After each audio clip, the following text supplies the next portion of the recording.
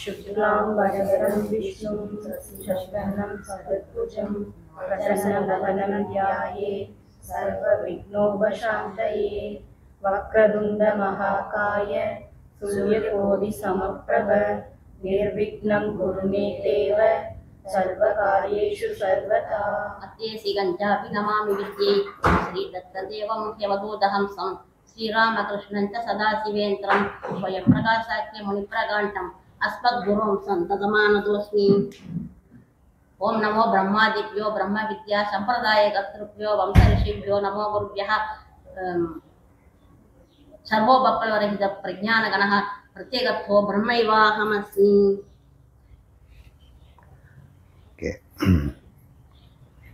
நாம் முதல்ல அறிமுகப்படுத்திக்கலாம். ஆத்ம வித்யாலயம் அத்வைத வேதாந்த குருகுலம் இதனுடைய நோக்கம் சகல ஜனங்களுக்கும் ஜாதி மத பேதம் இல்லாமல், ஆண் பெண் வித்தியாசம் இல்லாமல், ஆசிரம வித்தியாசம் இல்லாமல், பிரம்மச்சாரி முதல் சன்னியாசி வரைக்கும் அனைவருக்கும் பொதுவான இந்த ஞான நூல் மோட்ச சாசனம் என்று சொல்லப்படுகிற வேதாந்தத்தை கொண்டு செல்வது தான். உபனிஷத்தில் இருக்கக்கூடிய மோட்சம் எல்லாருக்கும் அது கிடைக்கணும். இந்த நோக்கம்தான் நம்முடைய ஆத்ம வித்யாலயத்தின் நோக்கம்.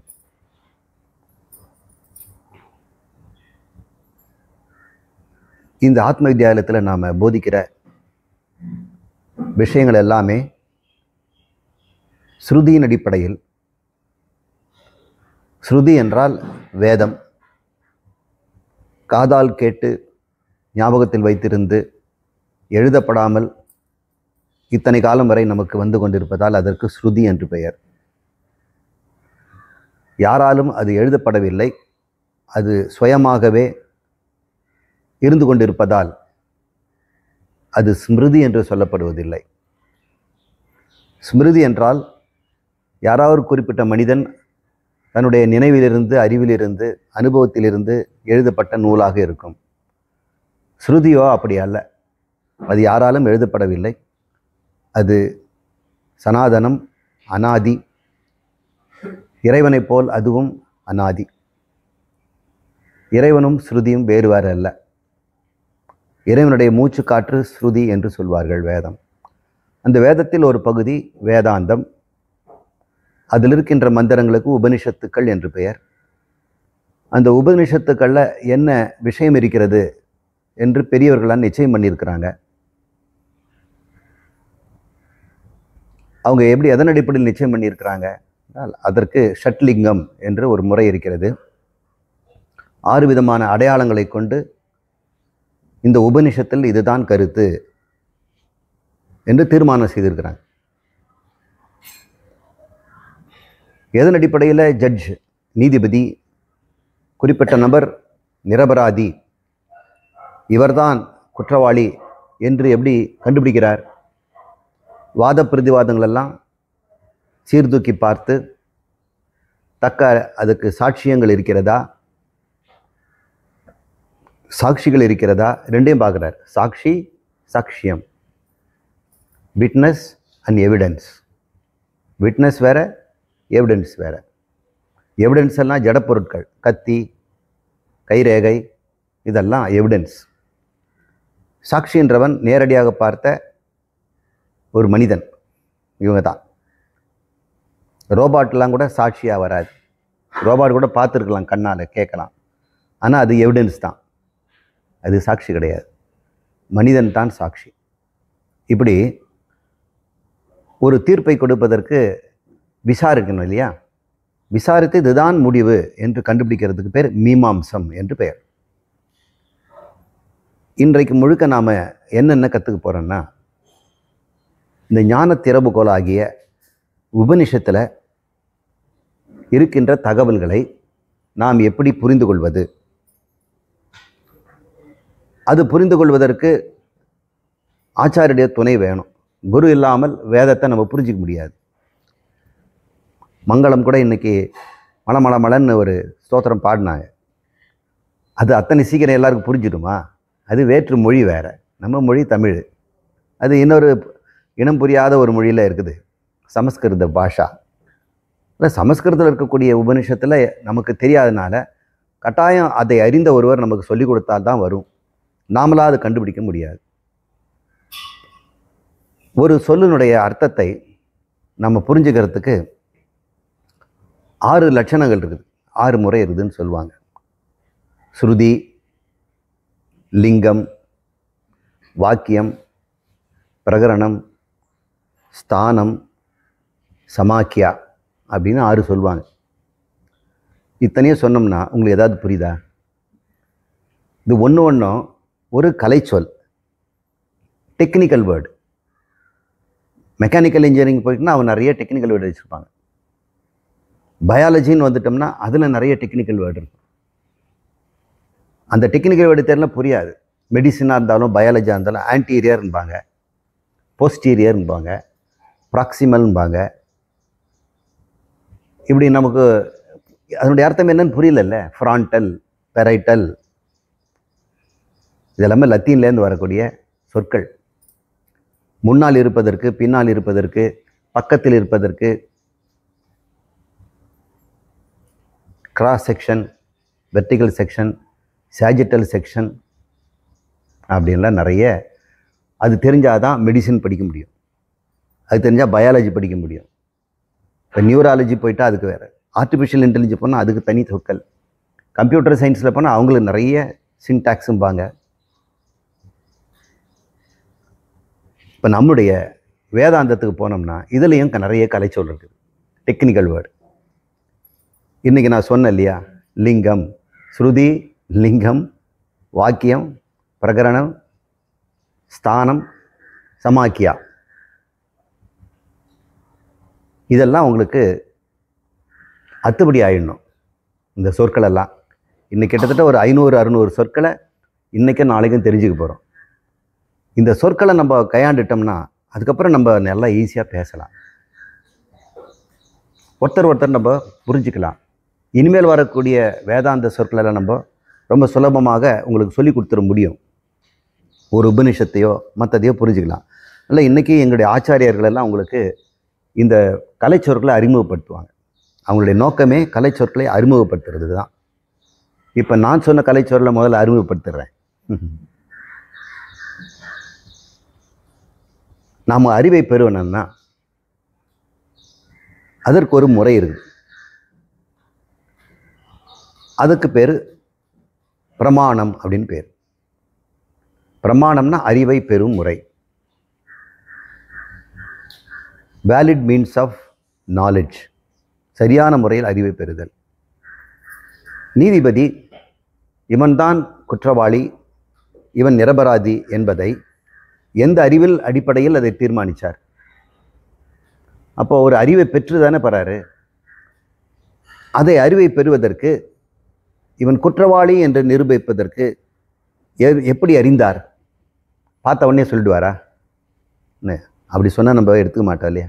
பார்த்த உடனே இவன் குற்றவாளி தான் சார், இவன் நிரபராதி அப்படின்னு அவர் ஜட்ஜு சொல்ல முடியாது. தரப்பட்ட சாட்சியங்களும் தரப்பட்ட சாட்சிகளின் அடிப்படையில் அப்படின்னு தானே சொல்கிறாரு. இப்போ 2 இருக்குது, சாட்சி, சாட்சியம், விட்னஸ் அண்ட் எவிடன்ஸ். இப்போ விட்னஸ்ங்கிறவன் யார் அப்படின்னா அவன் உயிருள்ள மனிதன். ரோபாட்டோ, நாயோ அவனை கூட நம்ம எடுத்துக்க முடியாது. குழந்தைகளை கூட நம்ம சாட்சின்னு எடுத்துக்க முடியாது. குழந்தைங்களுக்கு அது சரியாக சொல்ல தெரியுமான்னு தெரியல. சாட்சிகளை கூட நம்ம நம்ப முடியாது. அவன் மனசில் விருப்பு வெறுப்பு இருந்தால் அவன் விருப்புக்கு ஏற்ற மாதிரி வெறுப்புக்கு ஏற்ற மாதிரி உண்மையை பார்ப்பான். சாட்சியங்களுக்கு விருப்பு வெறுப்பு கிடையாது. கொலை செய்யப்பட்ட கத்தி, கைரேகைகள், அங்கே பயன்படுத்தப்பட்ட பொருட்கள், இதெல்லாமே அறிவற்ற ஜடம், அது பொய் சொல்லாது.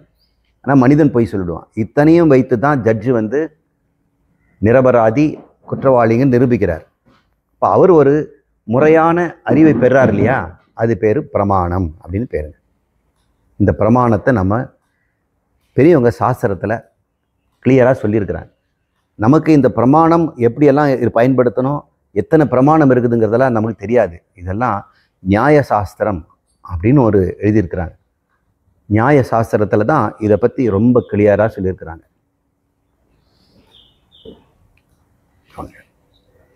கௌதமர் என்ற ஒரு மகரிஷி அக்கு வேற ஆணி வேறா அறிவை பெறுவது எப்படின்னு புக் எழுதியிருக்கிறார்.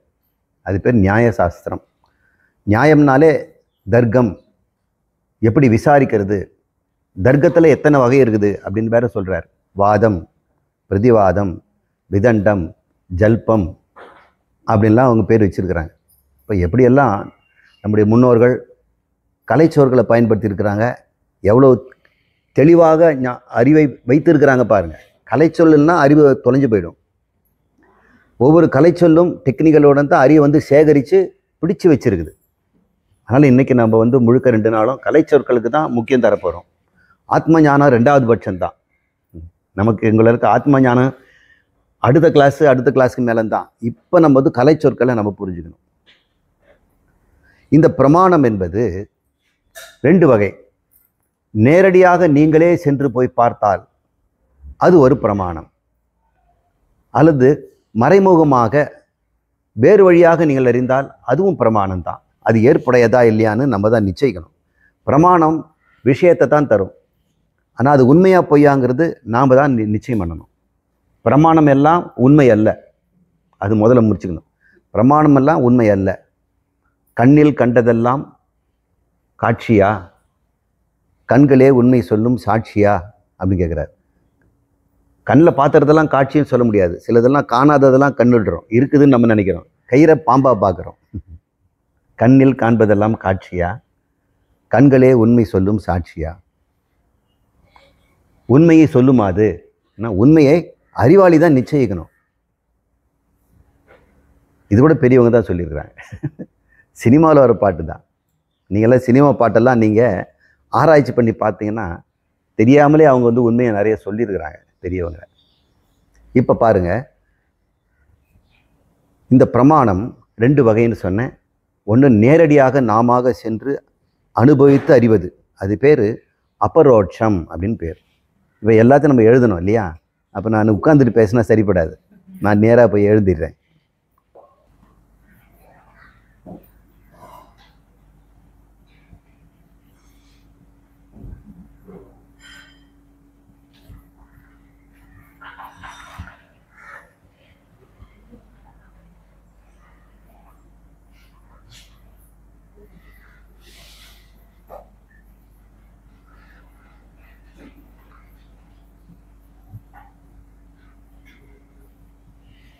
முறையான அறிவு சாதனம் இது 2 வகை.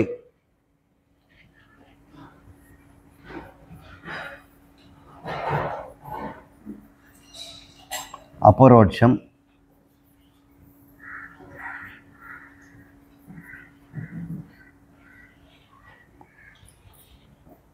அட்சம்னா கண்ணு, அட்சம்னா கண்ணு.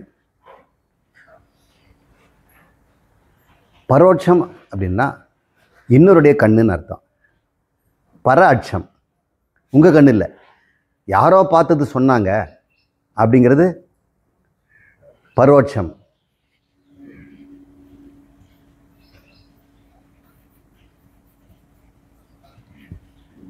நீங்கள் நேராக பார்த்தீங்கன்னா அது பர அட்சம் இல்லை, சொந்த அட்சம். அதனால் அது அபரோட்சம். போட்டோம்னா அது வந்து நஞ்ச் அப்படின்னு சொல்லுவாங்க, மறுப்பு. இலக்கணத்தில் பாணின் நஞ்ச் அப்படின்னு சொல்லுவார். அது போட்டோம்னா போட்டோம்னா அதுக்கு பல விதமான அர்த்தம் இருக்குது. தர்மம், அதர்மம், கிரமம், அக்கிரமம். இந்த போட்டோம்னா ஒரு எதிர்மறை. இந்த இடத்துல சொந்தம் அப்படிங்கிற அர்த்தத்தில் அது சொல்லுது. அபரோட்சம்னா ஸ்வய.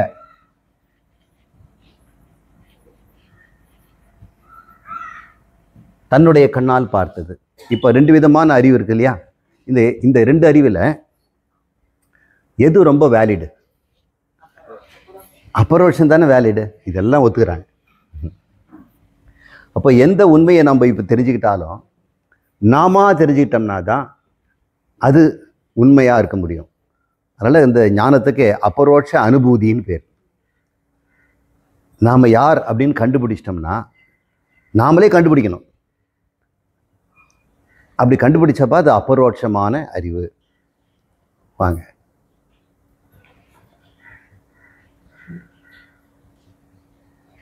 தீர்க்காயுஷ்மான்.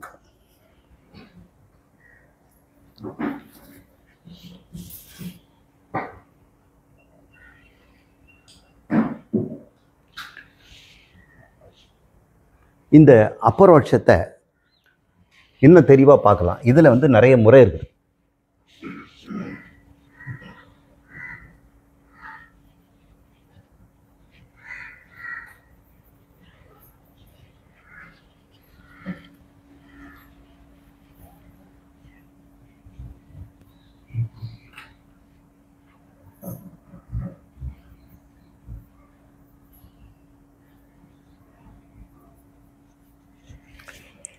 இந்த அபரோட்சத்தில் ரெண்டு இருக்கு. ஒன்று இந்திரிய பிரத்யட்சம், இன்னொன்று சாட்சி பிரத்யட்சம். எதுக்கு நான் வந்து இதெல்லாம் சொல்கிறேன்னா, நம்ம ஆச்சாரியர்கள் எப்படி நம்ம சொல்லித்தரணுங்கிறது உங்களுக்கு சொல்லித்தரேன். ஒவ்வொரு சொல்லையுமே உடனடியாக நம்ம உச்சரிச்சிடக்கூடாது. அது உள்ளபடி போய் சேர்ந்துதான்னு முதல்ல செக் பண்ணிக்கணும். இப்போ நானாக பார்த்தாலும் கூட என்னுடைய கண் முதலான உறுப்புகள் மூலம் அறிந்தால் அது இந்திரிய பிரத்யட்சம். இந்திரியம்னா கண்ணு, காது எல்லாம். சரி, எதெல்லாம் இந்திரிய பிரத்யட்சத்தில் பார்க்குறோம்? இது மாலை, நான் போட்டிருக்கிறது வந்து காவி, அப்படின்லாம் நம்ம கண்களால் பார்க்குறோம். நான் தான் பேசுகிறேங்கிறது என்னுடைய சப்தத்தை வச்சு நீங்கள் கேட்குறீங்க. இது வந்து இந்திரிய பிரத்யட்சம். ஒருவேளை உங்களுக்கு பல்வலி வந்துடுச்சு, வயிற்று வலி வந்துடுச்சு, மனசில் கவலை வந்துடுச்சு, அது எப்படி நீங்கள் அறிஞ்சீங்க? யாரோ சொல்லியா? நிச்சயமாக அது வந்து பரோட்சம் கிடையாது. அது நீங்களே தான் அறிஞ்சிங்க. ஆனால் இந்திரியத்தின் மூலம் அறிஞ்சிங்களா? இல்லை இல்லையா? அப்போ நேரடியாக நீங்களே தான் அறிஞ்சிங்க. ஆத்மாவே நேரடியாக அறியுது. ஆத்மா இந்திரிய மூலம்தான் வழக்கமாக அறியும். நீங்கள் தான் ஆத்மா. ஆத்மானா நான். ஆத்மானா என்ன? நான். இது மறந்துடவே கூடாது. ஆத்மானா ஏதோ பற்றி பேசுகிறேன், செத்த பிறகு வானத்தில் பற, அது கிடையாது. இந்த கிளாஸில், நம்முடைய வேதாந்த கிளாஸில் ஆத்மா என்று சொன்னால் நீங்கள் என்ன நினைக்கணும்? நான் என்று நினைக்கணும். நான் தான் ஆத்மா. ஆத்மா நேரடியாக ஒரு பொருளை அறியுமா? அதுக்கு ஒரு சாதனம் வேணும். சாதனம் இல்லாமல் அது அறியாது. ஏன்னா அது இரண்டற்ற ஒன்று அப்படின்னு சொல்கிறாங்க. ஆத்மா எப்படிப்பட்டது அப்படின்னா, அது அறியும் தன்மை உடையது. அதனால் அதுக்கு சித் சக்தின்னு பேர். ஆத்மாவுக்கு அறியும் தன்மைக்கு சித் சக்தி.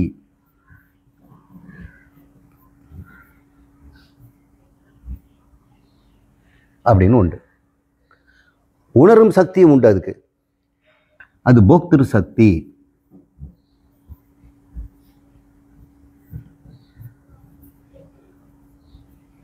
ஆத்மாவுக்கு ரெண்டு சக்தி இருக்கு. சித் சக்தி, போக்திரு சக்தி. போக்திருன்னா உணரும், சித் சக்தின்னு அறியும். இந்த ரெண்டு சக்தி அதுக்கு உண்டு.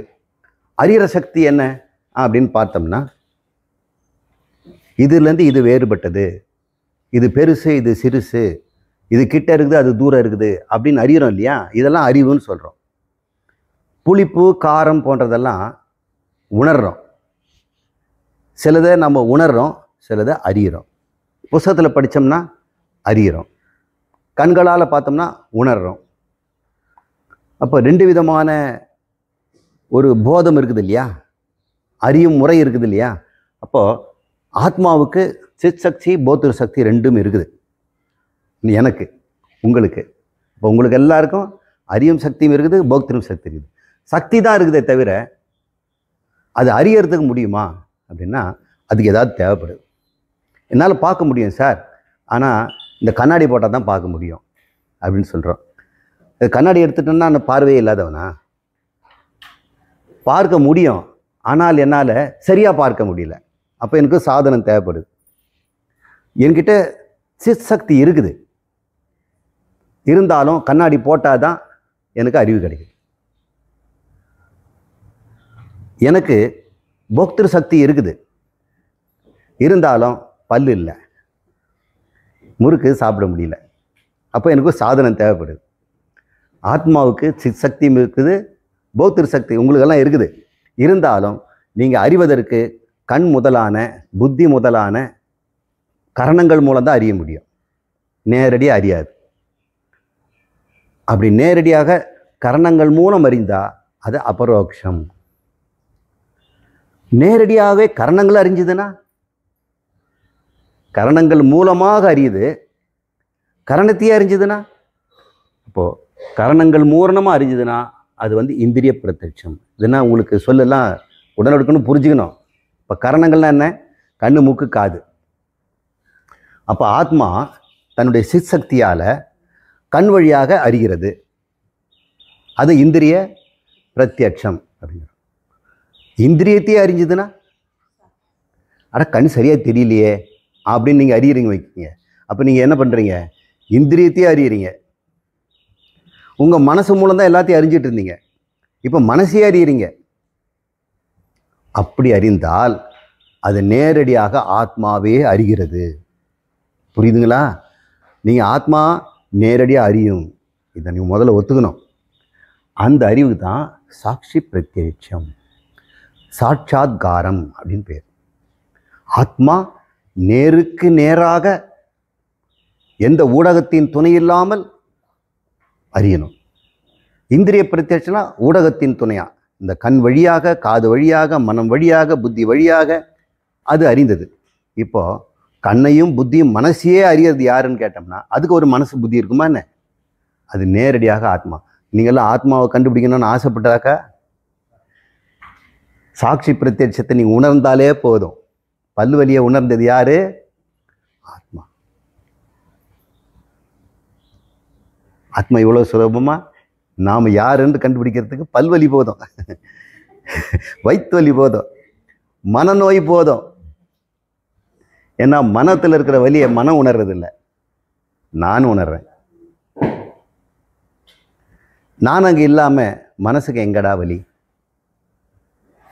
நான் இல்லாமல் மனசுக்கு வலி இருக்குதா? நான் இல்லாமல் புத்திக்கு அறிவு இருக்குதா? புத்தியில் எவ்வளோ அறிவு இருந்தாலும் ஆத்மா அங்கே இருக்கணும் இல்லை அறியறதுக்கு. புத்திக்கு எங்கே அறிவு இருக்குதா? புத்தி வெறும் புஸ்தகம், மனம் வெறும் உணர்வு கொடுக்கக்கூடிய ஒரு மீடியம், அவ்வளவுதான். இப்போது இங்கேயே நமக்கு ஆத்ம சாட்சாத்காரம் வந்துடுச்சு பார்த்தீங்களா? அதனால் டெக்னிக்கல் வேர்டை நம்ம ரொம்ப ரொம்ப நுட்பமாக கையாண்டோம்னா நமக்கு ஞானம் நிச்சயம் கிடச்சிடும். இந்த டெக்னிக்கல் வேர்ட்ஸை நம்ம வந்து உதாசீனப்படுத்திட்டு 19 புரிஞ்சிட்டோம்னு சொன்னால் நமக்கு தொலைதூரத்தில் இருக்கும் ஞானம், உண்மையை அறியவே முடியாது. இந்த பொறுப்பை நீங்கள் அனுசரித்து நம்ம சொற்களை கைவல்யம் அப்படின்னு ஒரு வார்த்தையை சொன்னால் கூட உங்களுக்கு புரிஞ்சிருக்குதா, புரிஞ்சபடி மற்றவங்களுக்கு சொல்லிக் கொடுங்க அப்படின்னு இது உதாரணம் சொல்கிறேங்க. இப்படி பிரமாணங்கள் 2 வகை. அபரோட்சமாக இருக்கிறது இந்திரியங்கள்ங்கிறோம். பரோட்சமாக இருக்கிறது என்ன அப்படின்னு கேட்குறோம். இது நேரடியாக நீங்கள் உணர்ந்தீர்கள். இன்னொருத்தர் மூலமும் இன்னொரு ஊடகத்தின் மூலமும் உங்களுடைய ஊடகம் இல்லாமல், உங்களுடைய கண் இல்லாமல் வேற ஒரு முறையில் அறிச்சோம்னா அதுக்கு பரோட்சம் அப்படின்னு பேர். இந்த பரோட்சத்தில் என்னென்ன இருக்குதுன்னா அனுமானம், அர்த்தாபத்தி,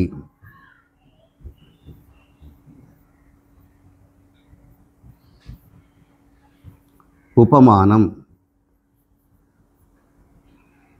அனுபலப்தி,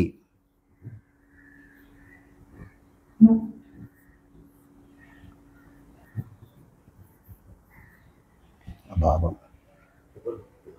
ஏங்க உபலப்தின்னா இருக்கிறத பார்க்கறது, இல்லாதது அறிதுன்னா அணு உபலப்தி.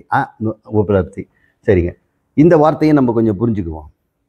அனுமானங்கிறத இன்ஃபரன்ஸ்ங்கிறோம்.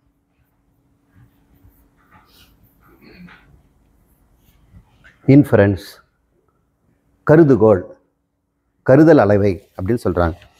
இந்த நேரடியாக இருக்கிற பிரத்யட்சத்துக்கு காண்டல் அளவை அப்படின்னு சைவ சித்தாந்தத்தில் சொல்லுவாங்க. இதுக்கு வந்து காண்டல் அளவை, நேரடியாக காண்பது, கேட்பது எல்லாம் அதில் சேர்ந்துக்கும். இது பரோட்சங்கிறது கருதல் அளவை, கருத்தினால அறிவது. கருதல் அளவையில் அனுமானம் அப்படின்னு இருக்கு. இன்ஃபரன்ஸ் இது எப்படி? இதுக்கு உதாரணம் என்ன சொல்லுவாங்க? புகை இருந்தால் அங்கே நெருப்பு இருக்கும் அப்படின்னு சொல்கிறோம். புகை இருந்தால் அங்கே நெருப்பு இருக்கும். நெருப்பு இருந்தால் அங்கே புகை இருக்கும்னு சொல்லலை. நெருப்பு இருக்கும், ஆனால் புகையெல்லாம் கூட இருக்கலாம். ஆனால் புகை இருந்தால் கட்டாயம் நெருப்பு இருக்கும். எப்படி தெரியும் உங்களுக்குன்னா, எங்கள் அடுப்புகளையில் நான் பார்த்துருக்குறேன். எங்கள் அடுப்புகளில் இப்போல்லாம் யாரும் நான் பார்க்க முடியாது, எல்லாம் கேஸ் ஸ்டவ். அதனால் யாகசாலையில் பார்த்துருக்குறேன். யாகசாலையில் புகைக்கு பஞ்சமே இல்லை. புகை இருந்தால் அங்கே கட்டாயம் நெருப்பு இருக்கும் அப்படின்னு தெரியும். அப்போது அதன் அடிப்படையில் தொலைவில் புகை தெரியறதுனால அங்கே நெருப்பு இருக்கிறதுன்னு அனுமானம் பண்ணுறோம் இல்லையா, இது பேர் இன்ஃபரன்ஸ். இது நம்ம வழக்கமாக பண்ணுறோம் இல்லையா. மிருகங்கள் கூட இந்த இந்த இன்ஃபரன்ஸை பயன்படுத்துது. ஓனர் வந்ததுன்னா, ஸ்கூட்டர் சத்தம் கேட்டதுன்னா உள்ளே படுத்துருக்க நாய் எழுந்துக்கும். இது எத்தனையோ ஸ்கூட்டர் தெருவில் போனாலும் அவங்க ஓனர் ஸ்கூட்டர் அதுக்கு தெரியுது. இஸ் மாஸ்டர்ஸ் வாய்ஸ் அப்படின்னு சொல்லுவாங்க. ஹெச்எம்எஸ்ன்னு ஒரு மியூசிக் சிஸ்டத்தில் அவங்க மாஸ்டர் எப்படி பேசுகிறாரோ அதே மாதிரி கிராமஃபோன் பேசுதான். ஆனால் நாய் வந்து மாஸ்டர் நினச்சிட்டு அந்த கிராமஃபோன் கிட்ட போய் நின்றுட்டுருக்கோம். அந்த படத்தை நீங்கள் பார்க்கலாம். ஹெச்எம்எஸ் ஹிஸ் மாஸ்டர்ஸ், ஹெச்எம்பி இல்லை, ஹிஸ் மாஸ்டர்ஸ் வாய், ஹெச்எம்பி. சரி, இந்த அனுமானத்தை அனுமிதி அப்படின்னு சொல்கிறாங்க. அது அனுமானம். இதில் மானம்ங்கிறாங்களே என்ன அப்படின்னு. மானம்னு வருது. மானம்னா என்னன்னா மெஷர்மெண்ட், மென்சுரேஷன்.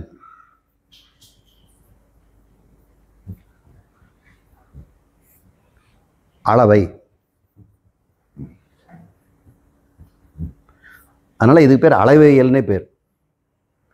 பிரமாணத்துக்கு அளவையல்னு தமிழில் சொல்கிறாங்க. ரொம்ப ரொம்ப நல்ல பேர். மானம்னா அளத்தல். அதனால தான் அளவுகோலுக்கெல்லாம் நம்ம வந்து மானின்னு பேர் வச்சுருக்கிறோம். வெப்பமானி அப்படின்லாம் பேர் வைக்கிறோம். மானம்னா மெஷர்மெண்ட். இப்போ தன்மானம்னா என்னப்போ?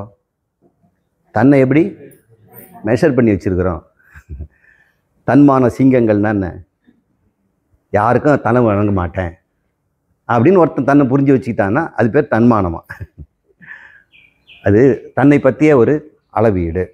சில பேர் துக்கப்படுறாங்க, சில பேர் ஆனந்தப்படுறாங்க, சில பேர் வருத்தப்படுறாங்க, சில வந்து நம்ம வந்து பிரயோஜனம் இல்லைன்னு நினைக்கிறாங்க. இதெல்லாம் தன்மானம். மானம்னா அளவு. அனுமானம்னா ஒன்றை தொடர்ந்து பெறுகின்ற அறிவு. அணுனா தொடர்ந்து பெறுதல். அதை தொடர்ந்து இதை பெறுகிறேன். இங்கே வீட்டிலே புகை இருந்து அங்கே நெருப்பு இருப்பதை தொடர்ந்து அங்கே இருப்பதில் அறிகிறேன் இல்லையா. அந்த தொடர்ச்சிங்கிறது அனுசாசனம் அப்படின்னு சொல்கிறோம். என்ன பதஞ்சலி இப்படி சொல்கிறார், அத்தக யோக அனுசாசனம். அத்தக அப்படின்னா ஆரம்பம். அந்த இடத்துல ஆரம்பம்னு பேர். இனிமேல் அனுசாசனத்தை ஆரம்பிக்கலாம். அது ஏன் அனுசாசனம் சொல்கிறாரு பதஞ்சலி? இந்த பதஞ்சலி அஷ்டாங்க யோகமும் இந்த யோக சாஸ்திரத்தையும் நான் எழுதுவது என் சொந்த கருத்து அல்ல அப்படின்றார். அதனால் அனுசாசனம் போடுறார். இன் கண்டினியூவேஷன் ஆஃப் ஏர்லியர் நாலேஜ். ஏன்னா யாக்ஞவல்கிய ஸ்மிருதியில் ஏற்கனவே பதஞ்சலியினுடைய சொல்லப்பட்ட அத்தனையும் சொல்லப்பட்டிருக்குது. புராணங்களெல்லாம் யோக சாஸ்திரம்லாம் சொல்லப்பட்டிருக்குது. ஸ்ருதியிலும் இருக்கிறது. சிதறி கிடக்குது. ஜனங்களால் இந்த யோகத்தை சீக்கிரமாக பெற முடியலைங்கிறதுனால பதஞ்சலி அதை திரட்டி சூத்திரங்களாக எழுதியிருக்கிறார். யோகா உபநிஷத்துலாம் இருக்குது. அது எளிய மக்களுக்கு அது புரியலைங்கிறதுனால பதஞ்சலி அதை திரட்டி கொடுத்தாரு. அதனால் அவர் மெய்யா சொல்கிறது எனதல்லப்பா, இது அனுசாசனம். In continuation of the earlier knowledge. முந்தையத்தை தொறுதிருக்கிறேன். அப்போது நாம் பயன்படுத்துகிற எல்லா சொற்களுக்குமே நாம் அர்த்தம் இருந்து தான் பேசணும் அப்படின்றது நம்முடைய குறிக்கோளாக இருக்கணும். வாழ்க்கையில் நீங்களும் கூட எந்த சொல்லையும் அந்த உள்ளர்த்தத்தை தெரிந்து கொள்ளாமல் பேசிடாதீங்க. அந்த உள்ளர்த்தத்தை கண்டுபிடிக்கிறதுக்கு தான் நான் சொன்னேன் ஸ்ருதி, லிங்கம், வாக்கியம், பிரகரணம், ஸ்தானம், அப்புறம் சமாக்கியா அப்படின்னு சொன்னேன். இந்த ஆரம். அது அப்புறம் இன்னொரு நாள் அதை புரிஞ்சுக்கலாம். இன்றைக்கி அந்த வார்த்தைகள்லாம் வேண்டாம். ஒரு அர்த்தத்தை புரிஞ்சுக்கணுன்னா ஸ்ருதி தான் முக்கியம். ஸ்ருதி புரியலன்னா தான் லிங்கம், லிங்கம் புரியலன்னா தான் வாக்கியம், வாக்கியம் புரியலன்னா தான் பிரகரணம், பிரகரணம்னா அத்தியாயம், அத்தியாயத்தில் இருக்க கருத்தும் புரியலன்னா தான் ஸ்தானம், அது இருக்கிற இடம் சுட்டி பொருள் விளக்குது. அதுவும் புரியலன்னா சமாக்கியா. பொதுவாக ஜனங்க என்ன சொல்கிறாங்களோ அதை புரிஞ்சுட்டு போக வேண்டியது. இப்படின்னு ஒரு அர்த்தத்தை புரிகிற மெத்தடை நம்ம சொல்கிறோம். அனுமானங்கிறது நம்ம புரிஞ்சுக்கிட்டோம். அர்த்த ஆபத்தி, டிரைவ்டு மீனிங். derived information. இதெல்லாம் இன்ஃபர்மேஷன் டெக்னாலஜி. இது அத்தனையுமே இன்ஃபர்மேஷன் ஐடி தான். ஐடியினுடைய டெக்னிக்கல் வேர்டு தான் நம்ம சொல்கிறோம். அர்த்த ஆபத்தி, அர்த்தம்னா பொருள், ஒரு அர்த்தம். ஆபத்தின்னா பெறுதல். இப்படி நான் புரிஞ்சுக்கிட்டேங்க, கொடுத்த எவிடன்ஸின் அடிப்படையில் நான் இப்படி புரிஞ்சுக்கிட்டேன். இது அனுமானம்னு சொல்ல முடியாது. அனுமானம் ஒரு வியாப்தி ஞானம் இருக்கணும், ஒன்றுக்கு ஒன்று தான் கிடைக்கும். இது பலதையும் யோசனை பண்ணி பார்த்து, எனவே இதுதான் நான் முடிவு அப்படின்னு பலதையும் யோசனை பற்றி பார்த்து அப்படின்னு சொல்கிற பேர் அது பாரிசேஷம் அப்படின்னு சொல்கிறாங்க. பாரிசேஷ பிரமாணம்னு பேர், இன்னொரு பேர். பாரிசேஷம்னா நீங்களே கூட மேட்ச் த ஃபாலோயிங் அப்படின்னு போடுறாங்க. இங்கே 4 கொடுத்துருப்பாங்க. இதுக்கு 5வது, இதுக்கு 2வது அப்படின்னு போட்டுறீங்க. 4 சரியாக போட்டிங்கன்னா மீதி இருக்கிறது தானாகவே வந்துடும். இல்லை, இது வேறு தவிர, இதை தவிர வேறு ஒன்றும் இல்லை. அது பேர் அர்த்த ஆபத்தி. நம்மெல்லாம் மல்டிபிள் சாய்ஸ் கொஷினில் அர்த்த ஆபத்தி தான் யூஸ் பண்ணுறோம். அது பேர் டிரைவ்டு இன்ஃபர்மேஷன் ஆர் இம்ப்ளிகேஷன் அப்படின்னு பேர்.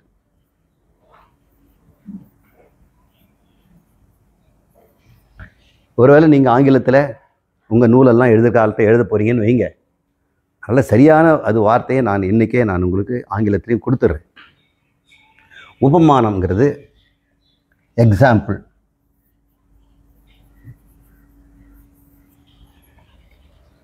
உதாரணத்துக்கு கொடுக்குறது.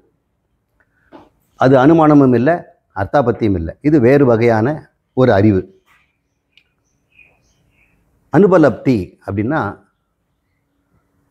இல்லாததை அறிவது. இதுக்கு முன்னாடி இருக்கிறதுலாம் இருக்கிறத அறிவது. இருக்கிறத நீங்கள் அறிஞ்சிங்க, இல்லாததையும் அறிய முடியும். இப்போ கடவுள் இல்லை அப்படிங்கிறது எப்படி அறிஞ்சிங்க? கடவுள் இல்லைன்னு ஒருத்தர் சொல்கிறாரு, எப்படி அறிஞ்சிங்கன்னா அனுபலப்தியை வச்சு கண்டுபிடிச்சேன். அனுபலப்திங்கிறது என்ன? இப்போ என் பாக்கெட்டில் காசு இல்லை, இருக்கிறத தானே உங்களால் பார்க்க முடியும், இருக்கிறதால அனுமானம் பண்ண முடியும், இருக்கிறதால அர்த்தாபத்தி பண்ண முடியும். நீங்கள் அது மாதிரி எதுவுமே இல்லாமல் காசு இல்லைன்னு சொல்கிறீங்க அப்படின்னா அது பேர் இன்னொரு பிரமாணம் இருக்குதுங்க. இந்த இடத்தில் இந்த நேரத்தில் காசு இல்லை அப்படின்னு கண்டுபிடிக்கிறது பேர் அனுபலப்தி. இதெல்லாம் ரொம்ப அவசியமானதல்ல. சில சமயத்தில் அனுபலப்தி நமக்கு தேவைப்படுகிறது. அது பேர் அபாவம் என்று சொல்லுவாங்க, அனுபலப்தின்னு பேர். இது எல்லாமே முதலாக இருக்கக்கூடிய இந்த பிரத்யட்சத்திலேருந்து தான் வருது. பிரத்யட்சமே இல்லைன்னா அனுமானம் கிடையாது, பிரத்யட்சம் இல்லைன்னா அர்த்தாபத்தியும் கிடையாது. அப்போது மூலப்பிரமாணம் எது? இவங்க எல்லாமே அவரை தான் நம்பியிருக்கிறாங்க. ஏன்னா காட்டில் நெருப்பு இருக்கிறதுங்கிறத கூட கண்ணால் பார்த்து தான் சொல்லியிருக்கீங்க, அனுமானமாக இருந்தாலும். அப்போது ஒரு பிரத்யட்சம் இருந்தால்தானே மற்ற எல்லாம் வரும். இது எல்லாமே ஒரே பிரமாணத்தில் அடங்கிடும். எதுல வந்துடும்? பிரத்யட்ச பிரமாணத்தில் அடங்கிடும். அதுக்குள்ளே இருக்க சப்டிவிஷன் தான். சரிங்க, சில விஷயங்கள் பிரத்யட்சத்தில் கிடைக்காதுன்னா அப்போ அனுமானம் பண்ண முடியாது, அர்த்தாபத்தி பண்ண முடியாது, உபமானம் பண்ண முடியாது. அப்படி ஒரு விஷயம் இருக்குதா சார்? இல்லைன்னு சொல்ல முடியுமா உங்களுக்கு? பிரத்யட்சம்னா கண், காக்கு, காது, மூக்கு இவற்றால் அறியக்கூடியது தான் உள்ளது அப்படின்னு மட்டும் சொல்ல முடியுமா? இப்போ மேக்னட்டிசம் இருக்குது, அந்த மேக்னெட்டில் இருக்கக்கூடிய சக்தி நீங்கள் கண்ணால் பார்க்கல. சூரியன்லேருந்து புறவோதா கதிர் வருது, அது உங்களால் கண்ணால் பார்க்க முடியாது, ஆனால் இருக்குது. எக்ஸ்ரேன்னு ஒரு மெஷினில் கீழே படுக்கிறீங்க, அவங்க லைட் அடிக்கிறாங்க, அப்புறம் கீழே ஃபிலிமில் உங்கள் உடம்புடைய எலும்பெல்லாம் தெரியுது. என்ன லைட்டு போட்டாங்க நீங்கள் எப்படி பார்த்தாலும் தெரியாது. அப்போது நீங்கள் அந்த லைட்டை நீங்கள் எப்படி பார்த்தீங்க? பார்க்கல. ஃபிலிமில் வர்றதை வச்சு தான் நம்ம கண்டுபிடிச்சோம். அப்போ அது அனுமானம் தேவைப்படுது. அப்போ அங்கே கூட ஃபிலிமில் இருக்கிறது கூட நீங்கள் பிரத்யட்சத்தில் தான் பார்க்குறீங்க. எந்த வகையிலும் பிரத்யட்சத்துக்கு வராத ஒன்றை இல்லைன்னு முடிவு பண்ண முடியுமா? அப்போது அனுபலப்திக்கு நாங்கள் போக வேண்டியிருக்கோம். இந்த பிரத்யட்சத்தின் மூலம் எங்கேயுமே கிடைக்கலன்னா அதை அனுபலப்தி என்ற முறையில் நம்ம இல்லைன்னு முடிவு பண்ணலாம். இல்லைன்னு சொல்வதற்கும் ஒரு பிரமாணம் தேவைப்படுது, அதுதான் அனுபலப்தி. இருப்பதைக்கு மட்டும் பிரமாணம் இல்லைங்க, இல்லைன்னு சொல்வதற்கும் சரியான அறிவு முறை இருக்கும். அப்போ ஒரு நாத்திகன் கடவுள் இல்லை அப்படின்னு சொன்னான்னா அவன் அனுபலப்தியை பயன்படுத்தியிருக்கணும். அனுபலப்தி என்றால் என்னன்னா, எக்காலத்திலும் எல்லா இடத்திலும் எல்லா பொருளிலும் தேடி பார்த்தவரை இல்லைன்னு சொல்லணும். ஒரு பொருளை இல்லைன்னு சொல்லணும்னா எல்லா காலத்திலும் தேடி பார்த்துருக்கணும், எல்லா இடத்துலையும் போய் பார்த்துருக்கணும், எல்லா பொருளையும் புரட்டி பார்த்துருக்கணும், அப்புறம் தான் அது இல்லைன்னு சொல்லணும். இப்போ சொல்லுங்க, மலடியின் மைந்தன், ஆமை, மயிர், அது உதாரணம் இப்படி தான் சொல்ல முடியாது, இருக்கிறத தான் சொல்ல முடியாது. இல்லாத பொருளை நான் உதாரணம் கூட சொல்ல முடியாது. இல்லாத பொருளை நீங்கள் எப்படி அறிவீங்க? முயல் கொம்பு, சசவிஷனம் அப்படின்னு பேர் அது. சரிங்க, அப்படி ஒரு பொருள் இருந்ததுன்னா, இப்போ நாத்திகன் சொல்கிறான் கடவுள் இல்லை, அப்பா உனக்கு பிரமாணம் என்ன அப்படின்னு கேட்குறோம். பிரமாணம் கிடையாது, இல்லைன்னா இல்லைன்னு போயிட்டு வாங்க அப்படி சொல்லக்கூடாது. அப்போ அவங்ககிட்ட நம்ம பேசியே இருக்காது. பிரமாணம் இல்லாத பேசுகிறவங்ககிட்ட இப்படி பேச முடியும். ஆனால் நாங்கள் பகுத்தறிவாதிகள் அப்படின்னு ஒருத்தன் சொல்லிக்கிட்டு எங்களுக்கு பிரமாணம் இருக்குதுன்னு வந்தான்னா அவனை பிடிச்சி எழுங்க. ஏன்பா கடவுள் இல்லைன்னு சொல்கிறியே, எந்த அடிப்படையில் எந்த பிரமாணத்தில் கண்ணால் கண்டுபிடிச்சு சொன்னியா? ஆமாங்க கண்ணால் பார்த்தேன் இல்லைங்கிறேன். சரி, எங்கே பார்த்த? எல்லா இடத்துலையும் பார்த்துட்டியா? அவன் சொல்ல முடியாதுல்ல. அவன் சுட்டு வட்டாரத்தில் தான் கடவுள் இல்லைன்னு சொன்னான். கடவுள் ஒரு வேளை நீங்கள் தேடுற பொருள் வேறு இடத்துல இருந்ததுன்னா எல்லா இடத்துலையும் தேடி பார்த்தியான்னு கேட்கணும். பூமியில் இல்லை, வீனஸில் இருக்கலாம், ஜூபிட்டரில் இருக்கலாம், வேறு கேலக்சியில் இருக்கலாம், சொர்க்கலோகத்தில் இருக்கலாம், சத்தியலோகத்தில் இருக்கிறான். நீ எல்லா இடத்தையும் தேடி பார்க்காம நீங்கள் இல்லைன்னு சொல்லக்கூடாது இல்லையா? எல்லா இடத்தையும் தேடி பார்த்தேன் சார். நிலாவில் கூட யாரோ ஒருத்தர் போய் இறங்கிட்டு வந்தார், அவர் இல்லைன்னு தான் சொன்னார். சரி, எல்லா காலத்துலையும் தேடி பார்த்துட்டியா? நீ இப்போ தானே தேடின. ஒருவேளை கடவுள் நேற்று இருந்துட்டு போயிட்டு இருந்தாருன்னா, ஒருவேளை நாளைக்கு வந்தாருன்னா, அப்போ எல்லா காலத்திலும் இருந்து பார்க்கணும் இல்லை? உன்னால் எல்லா காலத்தையும் இருந்துட்டு அப்புறம் தானே நீ இல்லைன்னு சொல்லணும். எல்லா பொருளையும் தேடி பார்த்துட்டியா? எல்லா பொருளையும் பார்த்துட்டியா? அப்போ உபலப்திங்கிறது உபலப்திங்கிறது இருக்கும் இடத்தை காட்டுறது. அனுபலப்தினா எல்லா காலத்திலும் எல்லா இடத்திலும் எல்லா பொருள்களிலும் இல்லாது போனால்தான் அது அபாவம்னு பேர். அதுதான் முற்றின்மைன்னு பேர். அத்தியந்த அபாவம், முதலும் முடிவுமாக இல்லாததுன்னு பேர். ஆதி அந்தம் அல்லது அத்தியந்தம்னு பேர். அத்தியந்த அபாவம். அதுக்கு என்ன பிரமாணம்? அத்தியந்த அபாவத்துக்கு என்ன பிரமாணம்? எதன் மூலம் நீங்கள் அத்தியந்த அபாவம்னு கண்டுபிடிச்சிங்க? அந்த பொருளுக்கு பாவமே இல்லை. ஒருவேளை ஆத்மா என்பதும் கடவுள் என்பதும் அத்தியந்த அபாவமா பாவமா? அதாவது எப்பொழுதும் இல்லாததா இருப்பதா கண்டுபிடிக்கணும் இல்லை? அப்போ அத்தியந்த அபாவம்னு உங்களால் சொல்ல முடியாது. ஏன்னா உங்களுக்கு அனுபலப்தி பிரமாணத்துக்கு நீங்கள் எல்லா காலத்திலையும் இருந்தாகணும், எல்லா இடத்துலையும் போயாகணும். சரி, கடவுள் இருக்கிறாரு, ஆத்மா இருக்கிறது, ஆத்மா தான் கடவுள் என்பதற்கு என்ன பிரமாணம்? இதுதான் இன்னைக்கு கேள்வி. மீதியெல்லாம் நமக்கு முக்கியம் இல்லை. நம்மள ஆத்மாவை தெரிஞ்சுக்கிறதும் கடவுளை தெரிஞ்சுக்க வந்துருக்கிறோம். நமக்கு இதுக்கு பிரமாணம் என்ன? இதுக்கு என்ன, எந்த மெத்தடில் கடவுள் இருக்குது நீங்கள் கிளாஸ் எடுக்கிறீங்க அப்படின்னு சொன்னோம்னா நிச்சயமாக இதெல்லாம் உதவாது. இதன் அடிப்படையில் நீங்கள் இல்லைன்னு தான் சொல்லுவீங்க. ஒரு சில பொருட்கள் இருக்கின்றன, அது உங்களுடைய புலனுக்கு அகப்படாது. அது பேர் அக்ராஹியம். கிராஹியம்னா பிடிக்கிறது, கிரகணம் அப்படின்னா பிடிக்கிறது. சூரிய கிரகணம், சூரியனை ராகுக்கு பிடிச்சிக்கிட்டான். கிரகணம்னா பிடிச்சிக்கிறது. இதோ வந்துருச்சு பாரு கிரகணம் அப்படின்னா என்னோட பிடிச்சிக்குவாங்கன்னு அர்த்தம். கிராஹியம்னா ரொம்ப கொடுக்கறதுக்கு ரொம்ப பிடிவாதம் பண்ணுறாங்க வச்சு, அவங்கள ரொம்ப கிராக்கி பண்ணுறாங்க. என்ன ரொம்ப கிராக்கி பண்ணுறிய? கிராக்கியம்னா பிடிச்சிக்கிறது, கொடுக்க மாட்டேங்கிறான், ஆனால் ரொம்ப கிராக்கி பண்ணுறியே அப்படின்றோம். தமிழ் அத்தனை வார்த்தைகளும் சமஸ்கிருதத்துலேருந்து தான் புழங்குது. கிராக்கியம்னா பற்றுதல், அக்ராஹியம்னா பற்ற முடியாதது. இப்போ கடவுள் அக்ராஹியம், புலன்களால் பற்ற முடியாதவர். அதீந்திரியம், இந்திரியங்களுக்கு மேலானவர். அச்சிந்தனம், சிந்திச்சு பார்த்தா கூட அவரால் பிடிக்க முடியாது. இப்படியெல்லாம் கடவுளுக்கு பேர். அக்ராஹியம், அச்சிந்தனம் இங்கே சொன்னாங்க. அப்பா அதீதம். அப்போ சரி. பாவாதீதம், குணாதீதம், அதீதம். அதீதம்னு சொல்றோம். சரி, இப்போ கடவுளுக்கு பிரமாணம் வேணும். நம்ம கடவுள் நம்பாதவங்க கிட்ட பிரமாணம் கேட்டோம், அவன் கை விரிச்சிட்டு போயிட்டான். பிரமாணம் இல்லைங்க, நான் ஒத்துக்கிறேன். அவன் நம்மளை கேட்குறான், நான் இல்லை பிரமாணம் இல்லைங்கிறத நான் விட்டுட்டேன், நீங்கள் இருக்குதுங்கிறீர், எந்த பிரமாணத்தில் சொல்கிறீங்க அப்படின்னு அவன் கேட்குறானுங்க. ஒரு நாத்திகன். அந்த ஈரோட்டுக்காரன் எப்படி பதில் சொல்கிறது? பதில் சொல்லி ஆகணும்ல. அப்போ நமக்கு ஒரு பிரமாணம் வேணும்ல. நமக்கு இந்த பிரமாணம் எதுவுமே செல்லுபடியாகாது. அப்போது எதன் அடிப்படையில் நாம் எல்லாம் கடவுளை ஏற்றுக்கொண்டோம்னா, ஸ்ருதியின் அடிப்படையில். அது பேர் சப்த பிரமாணம் அப்படின்னு. இந்த பிரமாணத்துக்கு அப்பாற்பட்டது.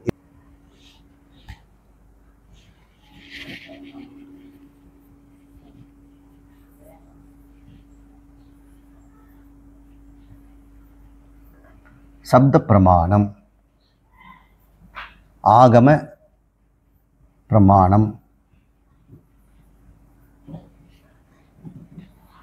ஆப்த வாக்கியம் அப்படின்லாம் பேர். சப்தத்தின் மூலம், அதாவது வாக்கிய பிரமாணம் அப்படின்னு சொல்லணும். சில அறிவை நாம் வாக்கியத்தின் மூலம் தான் பெறுகிறோம் அப்படின்னு ஒத்துக்கணும். நிறைய விஷயத்தை வாக்கியத்தின் மூலம் தான் நம்ம அறிகிறோம். நீங்கள் பார்க்காத ஒரு இடம், அதை நான் விவரிக்கணும்னு வைங்க. இப்போ நீங்கள் அறிஞ்சிக்கிட்டீங்க இல்லையா? இப்போ உங்கள் பிரமாணம் என்ன? பிரத்யட்சம் கிடையாது, ஆனால் பரோட்சமாக இருக்குது. என் மூலம் தெரிஞ்சுக்கிட்டீங்க, அதனால் பரோட்சமாக கிடைச்சிங்க. பரோட்சத்தில் எந்த வகையில் கெடுத்திட்டீங்க அப்படி பார்த்தா, சப்தம், என்னுடைய வாக்கியத்தின் மூலம். நீங்கள் சொன்னீங்க சார், நான் தெரிஞ்சுக்கிட்டேன். இப்போ அல்ஜிப்ராலாம் நீங்கள் நேரடியாக பிரத்யட்சமாக கண்டுபிடிச்சிடுவீங்களா? எக்ஸ் ஒய் இசட்டினுடைய அர்த்தமெல்லாம் உங்களுக்கு புரியுமா? புரியாது இல்லையா? ஒரு கால்குலஸினுடைய ஃபார்முலாவை பார்த்தா உங்களுக்கு புரியுமா? இப்போ குரு வந்து அதை வாக்கியத்தில் சொல்லித்தரார். அவர் சொல்கிறார் சென்ட்ரிஃபியூகல் ஃபோர்ஸ், சென்ட்ரிபீட்டல் ஃபோர்ஸ் அப்படி. அது என்ன சார் புதுசாக இருக்குது அப்படின்னு நம்ம சொல்கிறோம். அப்புறம் விளக்குறார், ஓ இதுதானா சார், பக்கெட்டில் தண்ணி வச்சு சுற்றினோம்னா தண்ணி கீழே கொட்டாமல் இருந்ததுன்னா அது சென்ட்ரிஃபியூகல் ஃபோர்ஸு. சென்ட்ரிஃபியூகல் ஃபோர்ஸ் நிறுத்திட்டினா என்ன பண்ணோம்? உன் தலையில் பக்கெட் விழுந்து நீ நனைஞ்சிடுவ. அது சென்ட்ரிபீட்டல் ஃபோர்ஸு. இப்போ புரிஞ்சுக்கிட்டோம் இல்லையா? இப்போ நீங்கள் புது தத்துவத்தை புரிஞ்சுக்கிட்டீங்களா? ஏதோ ஒன்று புரிஞ்சுக்கிட்டீங்கல்ல. எப்படி புரிஞ்சுக்கிட்டீங்க? என்னுடைய வாக்கியத்தில் இருந்தானே புரிஞ்சுக்கிட்டீங்க. அறிந்தவர் சொல்கிறார், அதனால் ஆப்த வாக்கியம்.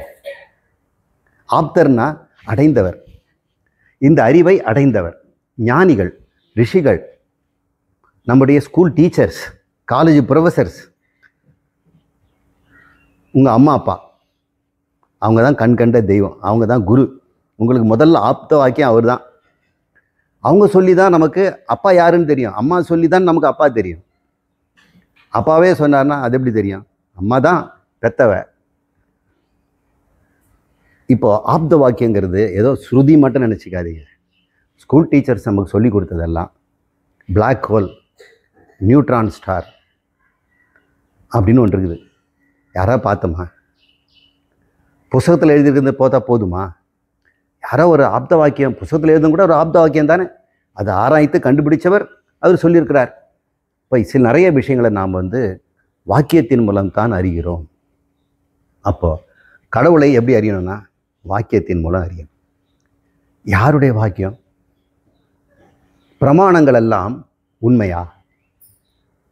இப்போ ஒரு கேள்வி, பிரமாணங்கள் எல்லாம் உண்மையா? கிடையாது. பிரமாணம் உண்மை கிடையாது, நாம் தான் நிச்சயம் பண்ணணும். கண் தொலைவில் காணல் நீரை பார்க்குது, கரெக்ட் தானே? கண்ணு கரெக்டாக தானே சொல்லிச்சு, அது உண்மையா? அது தண்ணீரா? அப்போ புத்தி தானே அது நிச்சயம் பண்ணுது. இப்போ பிரமாணங்கள் எல்லாம் உண்மை அல்ல, பிரமாணங்கள் எல்லாம் அனுபவங்கள் இல்லையா? பிரமாணம்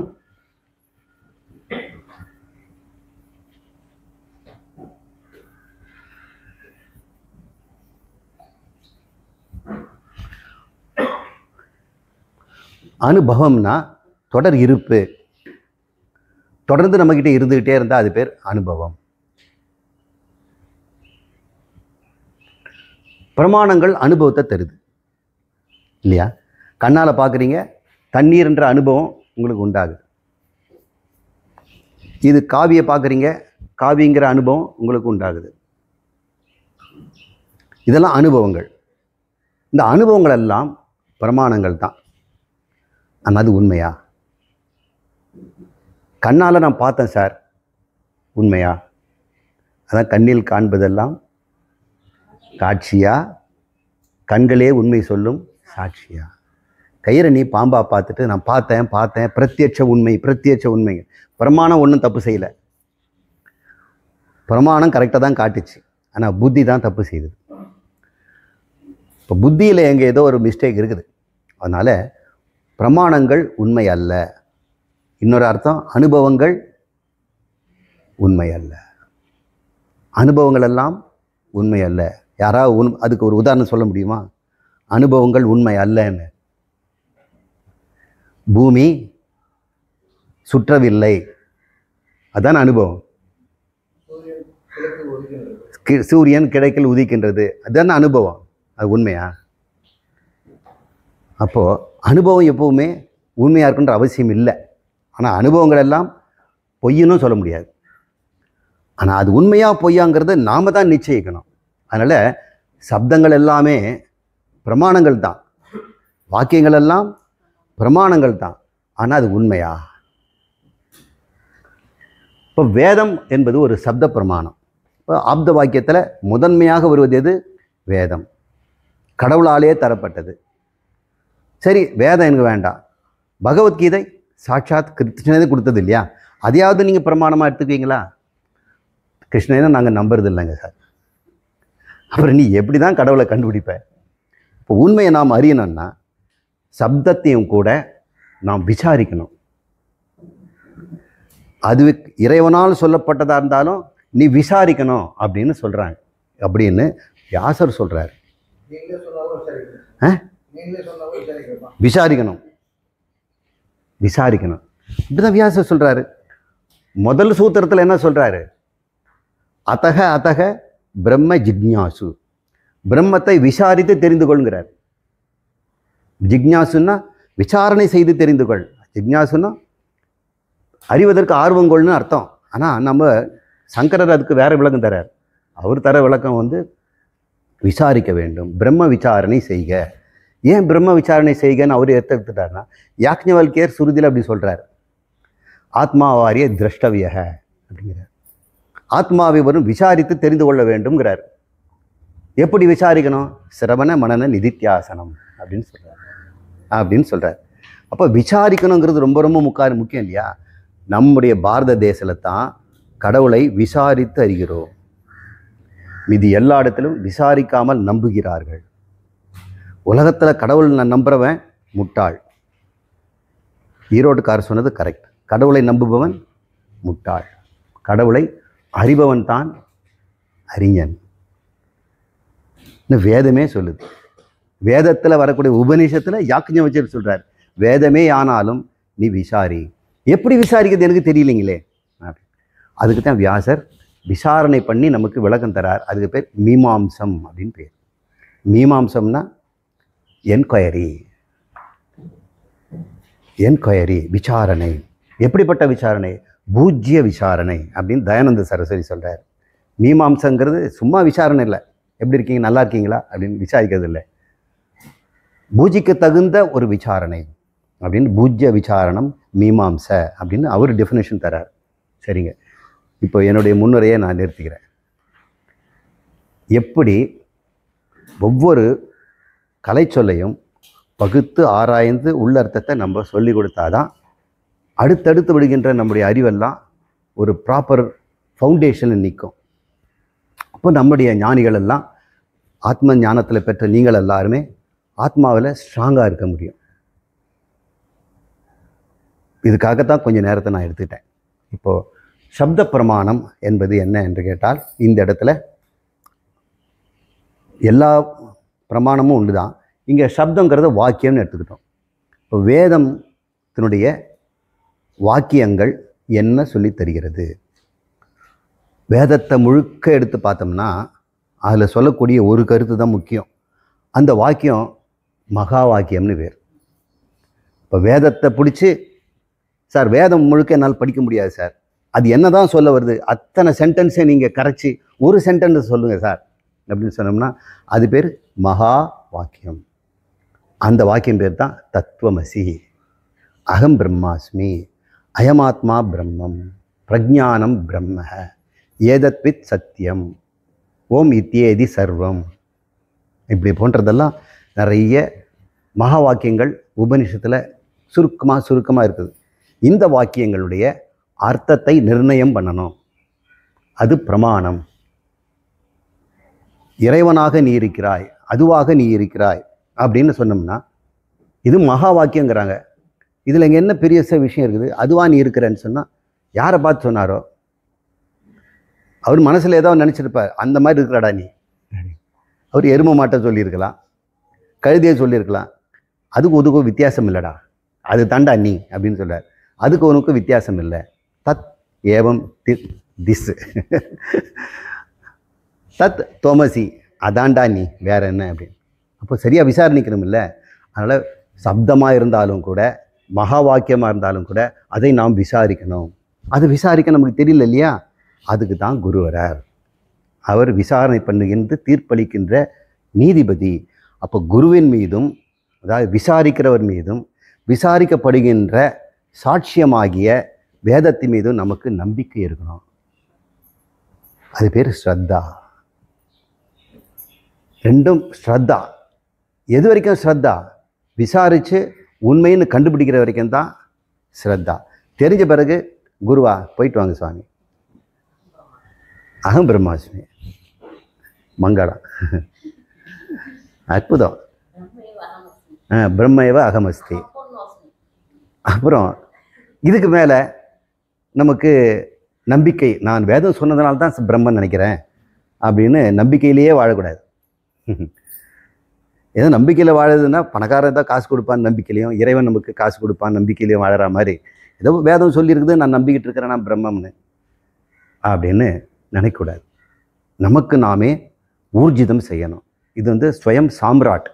நம்முடைய சாம்ராட்டை நம்ம யாரோ கொடுத்தேன்னு எடுத்துக்கூடாது, நீ எடுத்து அதை அனுபவிக்கணும். அந்த அனுபவத்தை வர்றது பேர் அபரோக்ஷ அனுபூதி. நான் நானாகவே அறிந்தேன், நான் என்னை கொண்டு அறிந்தேன். ஆத்மனீயவ ஆத்மனா விஜானாதி, என்னை என்னால் அறிந்தேன், என்னை சாஸ்திரத்தால் அறிந்தேன் அப்படின்னு சொல்லக்கூடாது. இன்னைக்கு கேவலமாக இருக்குது. உன்னை நீ சாஸ்திரத்தில் அறிஞ்சிட்டியா? அப்படி தான் சார் ஆரம்பத்தில் சிரத்தையில். அப்புறம் எப்படி அறிஞ்ச? அதான் கொட்டாபுளி மாதிரி உள்ளே உட்காந்துட்டு இருக்கிறல்ல ஆத்மா, எப்படி நான் என்னை அறியாமல் இருப்பேன்? How can I miss my self? How can I miss my own ஆத்மா? மை ஓன் ஆத்மா இல்லை, my self. How can I miss me? ஒரு கணமும் என்னை விட்டு பிரியாதவராக ஆத்மா இருக்குதே, நானும் அதுவும் ஒன்றல்லவா? இமைப்பொழுதும் என் நெஞ்சில் நீங்காதான் தாழ்வாழ்க. இமைக்கிற நேரத்தில் கூட சில பொருள் இல்லாமல் போயிடலாம், ஆத்மா இல்லாமல் போயிடுமா? கண்ணு மூடிட்டு இமைக்கிறீங்க, அந்த இமைக்கிற ஒரு வினாடியாவது ஆத்மா காண போகுமா? அந்த வினாடி கண் இமைக்கிறது அதான் பாகுது. கண்ணை மூடினாலும் ஆத்மா இருக்குது, கண்ணை திறந்தாலும் ஆத்மா இருக்குது. ஆத்மா தான் இருக்கிறது. இப்படின்னு தெரிஞ்சுக்கிற வரைக்கும் நாம் ஒரு 500 டெக்னிக்கல் வேர்டை நீங்கள் தெரிஞ்சுக்க போகிறோம். நம்ம தத்துவபோதத்தை நாம் இனி ஆரம்பிப்போம். அதக தத்துவபோதம் ஆரம்பியது.